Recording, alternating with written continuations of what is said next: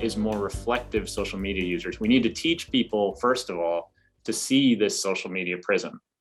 So the first thing we need to do is educate people about the scale of how much distortion there is.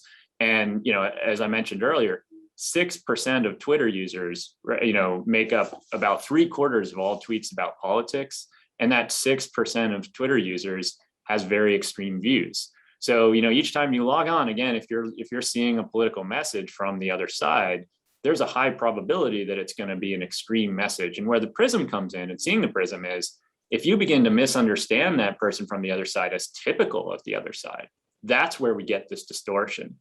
And, you know, it's something that we social scientists, social psychologists, and sociologists and political scientists have come to call false polarization. Mm-hmm. You know, the good news here is polarization is actually not as bad as we think it is.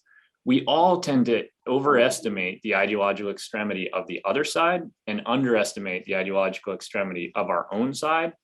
And those two things together make us all feel much more polarized than we really are. False polarization has actually been around through the 1980s and 1990s. I know earlier this week, this conference has talked about the role of the media, and certainly the media had a role to play in fomenting polarization, especially probably cable news.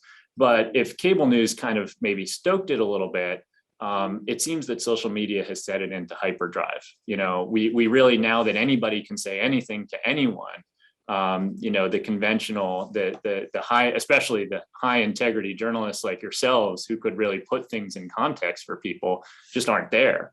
And so we enter these debates about politics online without any kind of context. And that's the most dangerous thing. So learning to see the prism is job number one for all of us. I just really hit me what you just said about context, because there's an interpreter function on the left side of the brain that in the absence of context, we make things up. And so I was thinking too about the gap. This is what just kept hitting me through the book. You talk about this gap, and what do we do as wired for storytelling and wired for meaning making and wired for safety, but also wired for threat detection, is we just start filling in the gap with whatever we assume. And then we figure, oh, that's the story. That's and right. then threat becomes pervasive, where, like you just said, that 6% representing 73% of all posts.